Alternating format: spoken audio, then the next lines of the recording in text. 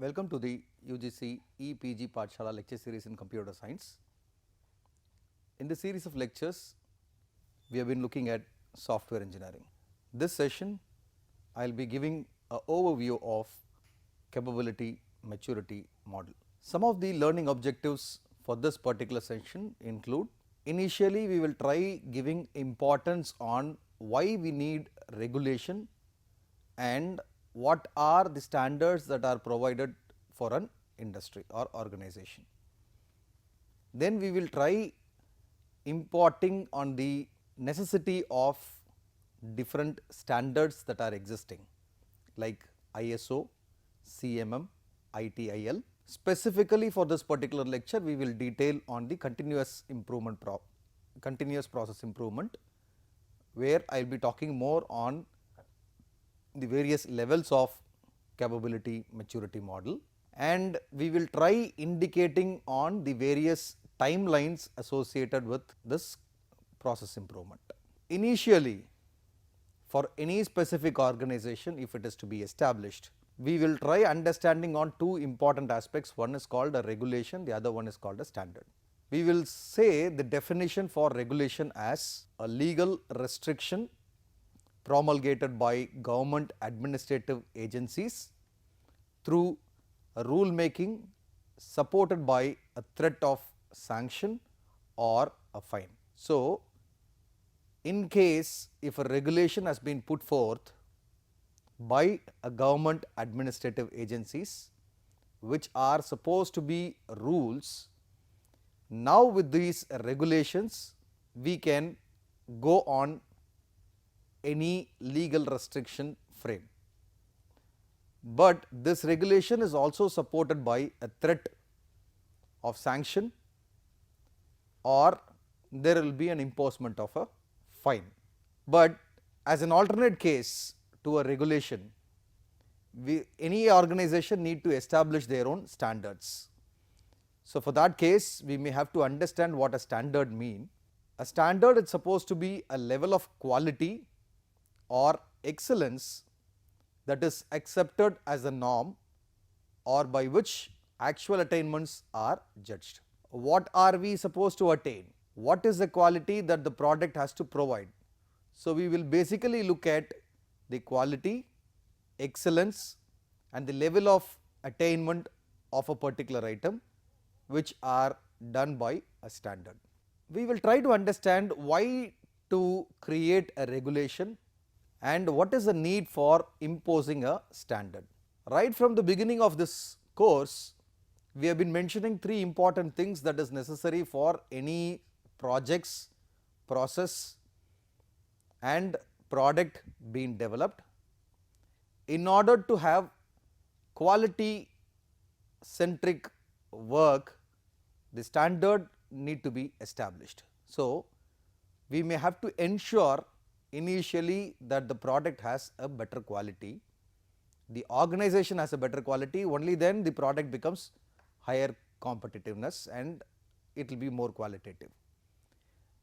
And we also may have to ascertain the competitiveness of the organization. We may have to avoid desperate practices within the same industry.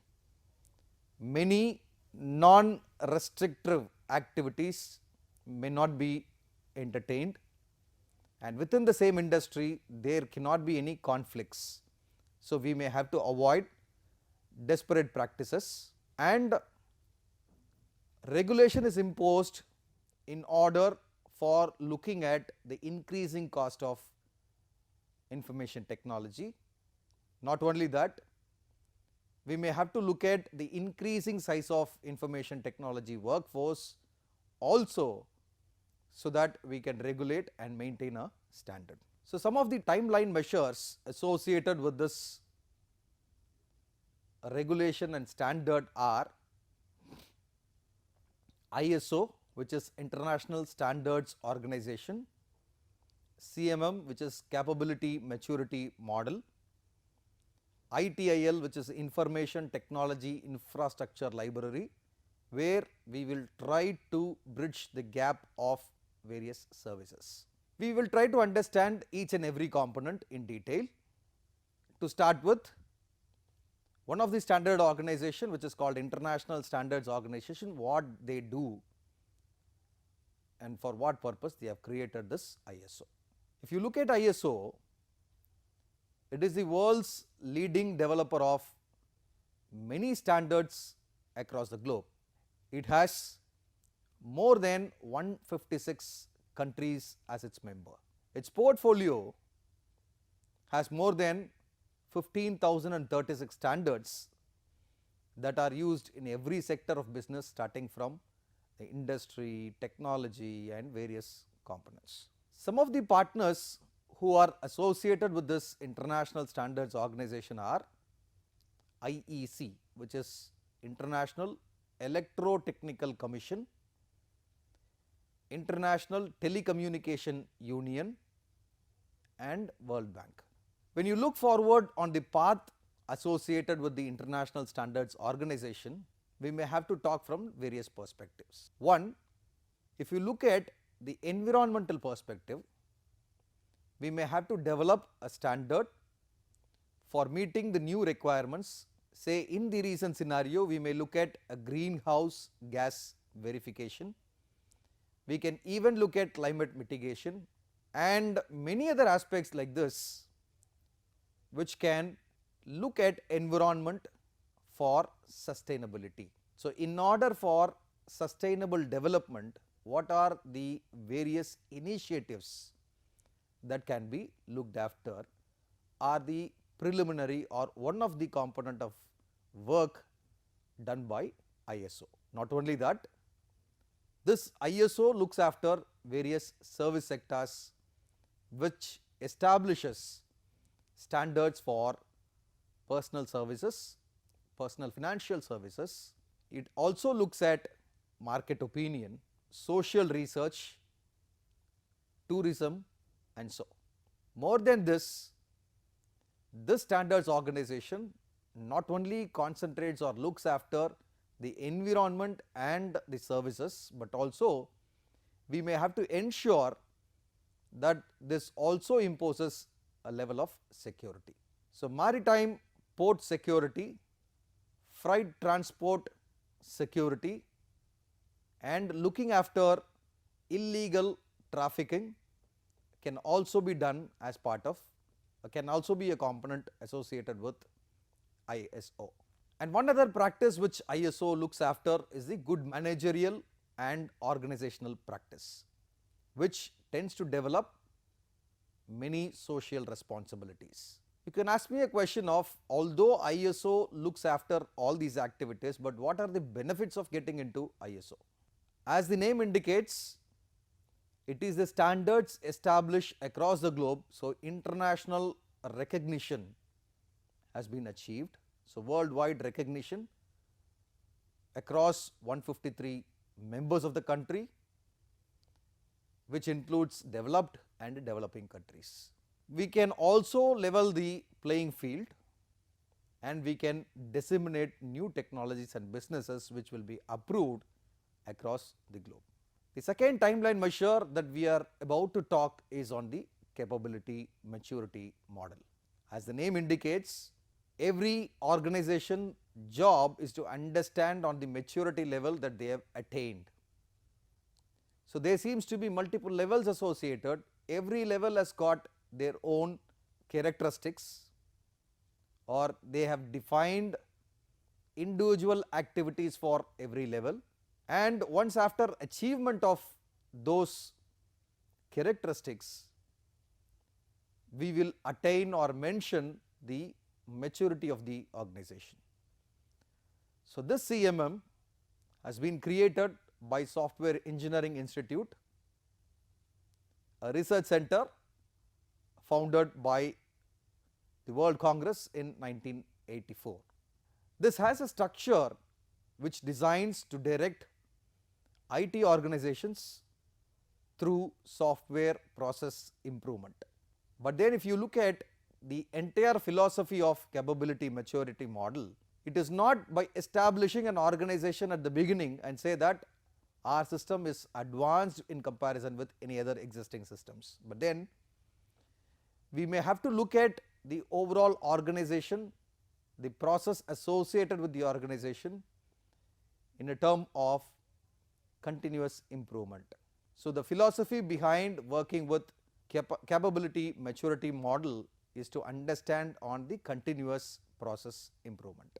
To detail more on what we understand from the term CMM is, CMM is a method of assessment used to develop and refine a software development process, which is widely used by many organizations. And this CMM is based on the managerial styles using quantitative methods. It defines generic process areas or key process areas, which tries to define what and not how. So, this says what are the set of activities which should have been established by an organization rather than looking at how it should be. The methodology of establishing is not being taken care, but then what activity is required so that we qualify for the every level. And this CMM is looked after at 5 important capacity levels or capability levels, starting from level 1 to level 5. If you closely look at the second point, which is key process area that defines what and not how, it is both an advantage and a disadvantage for the entire CMM process. Since it is not mentioned on a specific technology or methodology over which we may have to establish, that may look to be as a disadvantage. But having defined what is what, we may able to establish where we stand as per capability maturity levels. Now, let us look at the evolution of capability maturity model. The original release of software engineering capability maturity model was established in 1993. But then in the previous slide I have told you this capability maturity model was developed by or created by the Software Engineering Institute in 1984. But then in 1993 the same capability maturity model has been defined specifically for software engineering CMM. After this development in 93, there has been so many variants that have started developing in this period. So, which has tailored to fit many organizations or some particular organizations like System Engineering CMM, which is majorly called SE CMM, Trusted CMM, which is TCMM, Security System Engineering CMM, People CMM, which is widely known by many of us, Integrated Product Development CMM, which is IPD CMM. Now, let us specifically look at with what as a goal this capability maturity model has started. This capability maturity model provides an organization with the framework for improving its process. As I have told you, the entire phase of capability maturity model is to address on the continuous process improvement. So, a framework has been defined or designed to showcase the improvement of all its processes and its ability to manage the development, acquisition and maintenance of products or services. This is specifically provided through appraisals and assessments of the organization's processes based on CMM criteria. Not only that, it also tries to provide clients with a maturity scale rating starting from level 1 to level 5, as I have mentioned, for the potential vendors. So, where does an organization stand between level 1 and level 5? That defines the maturity of an organization. A company which has got level 5 means it is more matured. That means higher the CMM rating, higher will be the maturity of a organization. So, the more mature an organization, the more likely its processes and development are to succeed. So, when we look at the overall processes that are being defined and the development strategy that we are tending to do, the success of these two activities are dependent on the maturity of the organization. As a later component, we have also thought about another buzzword which has emerged from CMM, which is called CMMI. This I stands for integration. Capability maturity model, capability maturity model integrated. So, the main motivation towards this capability maturity model is that it started in 1980s on military projects that ran over the allotted budget, where in the United States Air Force funded Software Engineering Institute study, where the model of CMM was being used for software development, but problems were found when multiple instances of CMM were being used.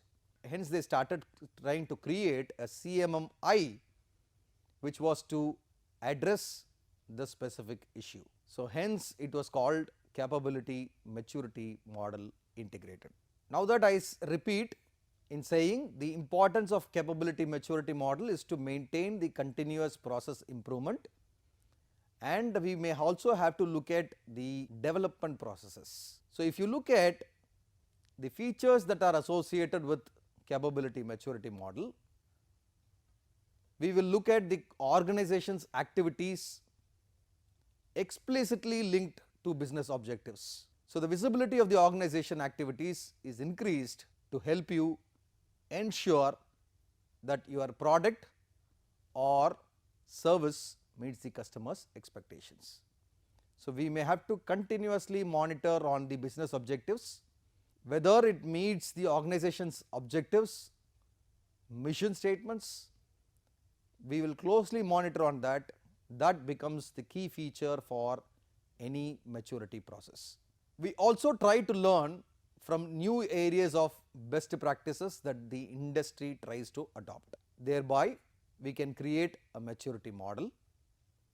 We can also instantiate in the creation of structures which looks after maturity levels, key process areas, goals, and also to look at some of the very common features. From this slide onwards, we will try comparing between various timelines that we have seen, like CMM versus Six Sigma, CMM and Six Sigma. We will try comparing between them. If you look at some of the differences between what we understand from the term CMM and what we know about Six Sigma. Six Sigma majorly focuses on reduction of defects. We cannot ensure on a product which is 100% defect free, but then we can say on a product which is 99.999% defect free, which is close to 100%.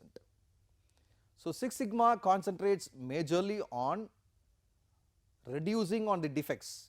Most of the organizations can say that they have reduced to 99% defect free state, but then the objective of Six Sigma is to bring that 99 to close to 100%, which is 0.999% increase, which is very close to 100%. So, that with that as a base, if we try to compare capability maturity model and Six Sigma, capability maturity model closely looks at designed with software completely in mind.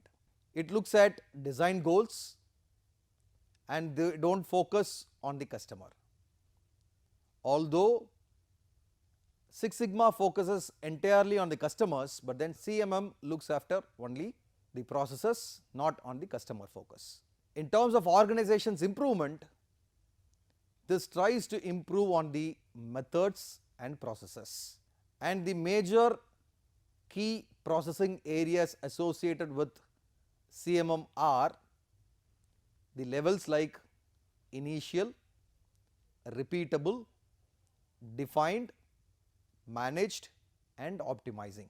We will look at more closely on what these levels indicate and what are the properties associated with these levels. This CMM again is planning and management centric, whereas if you compare the CMM with Six Sigma objectives, it is purely designed to meet the goals of the customer. So, any demands posted by the customer, that should be met, and it should also focus towards the enterprise strategy. If you look at the quality characteristics, the intention of Six Sigma, as I have told you, is to improvise from 99% to 99.999, where the reduction in the number of errors to n number of lines of code. If you look at the design alternatives, Six Sigma looks or watches closely on the higher level design. It is basically planned thoroughly for verification alone, and this goes on pilot runs.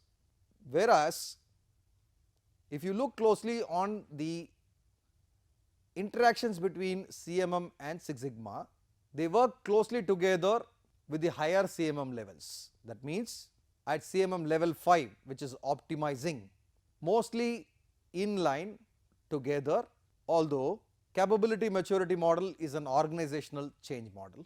CMM level 1 to 4, although Six Sigma can be used at these levels, its goals are competing with CMM. So, most of the concentration or work nature is close at the higher levels rather than the lower levels. How about it when we try to compare CMM with international standards organization? CMM looks closely on continuous process improvement. So, its scope is completely on the software. Customer satisfaction is not part of CMM, which we have already looked at in Six Sigma. The major concept of adopting to the best practices delivered from industry leaders, and we may have to look at the rating system between level 1 to level 5 to look upon the maturity levels. Whereas, if we are very close to ISO, ISO maintains or tries to maintain the acceptable quality system. Rather, the scope of ISO is not restricted to software alone, it is extended for hardware, processed materials, and also for services. In coordination or in concurrence with Six Sigma, the importance of ISO requirement is to meet the requirements as posted by the customer. So, customer satisfaction is mandatory when we understand ISO. It is not by best practices we try to adopt to maturity standards or maturity model, but then standards here are achieved based on few certification tools. Here again we will try comparing. We have seen some distinctions, but now that we will closely look at what comparison we can make between CMM and ISO. Between CMM and ISO, they both can be used together. They overlap, but not completely, but significant enough. Say if you are at level 3 of CMM, it is usually easy to get a certification of ISO 9001. Even level 2 can also fetch you a certification, but both are for improvement of the software. In specific, ISO is to conform to ISO standards, CMM is to follow industry standards. You can use an industry standard that conforms to ISO. As I have already mentioned, there were different levels that were associated with CMM starting from level 1 to level 5. We will now look at what these levels indicate. Level 1, we say it initial, level 2 it is managed, level 3 defined, level 4 quantitatively managed, and level 5 optimizing. If at all an organization has a maturity level of 1, which indicates processes are unpredictable. So, there is no proper definition which has been given already, and it comes as though as a run, then it is unpredictable. And these processes not only are unpredictable, but are also poorly controlled and reactive in nature. So, in that specific juncture, we say this level as very preliminary level, which satisfies initial constraint alone. From initial, if an organization has to move to a managed state where the processes are planned, documented, performed, monitored and controlled at the project level, but these are quite often reactive in nature, again in compliance with the level 1. So, we are trying to manage, so management issues are posted in a way to ascertain on planning the activity, documenting it, the processes, performance on the processes, monitor on the processes and control on the processes. But when we move towards defined state, there is a clear characterization of the processes. The processes are clearly understood, standards are defined, procedures are given, there are appropriate tools which defines on these processes, and we may say organization level has improvised. So, this is no more reactive, this is purely proactive in nature. In short, in this particular session, we have started talking about capability maturity model. The major intention of capability maturity model is to define the processes, characterize based on processes and to define closely on the continuous process improvement. So, CMM allows process improvement in all verticals of the organization, and because of CMM it can fetch a huge benefit if level 5 is being achieved, where all the activities associated in terms of processes are clearly understood. So, we may have to use appropriate tools that is on par with the adoption to an organization. So, we have also talked about the various timeline measures like ISO, CMM, ITIL, but we may have to describe on ITIL in detail. Thank you.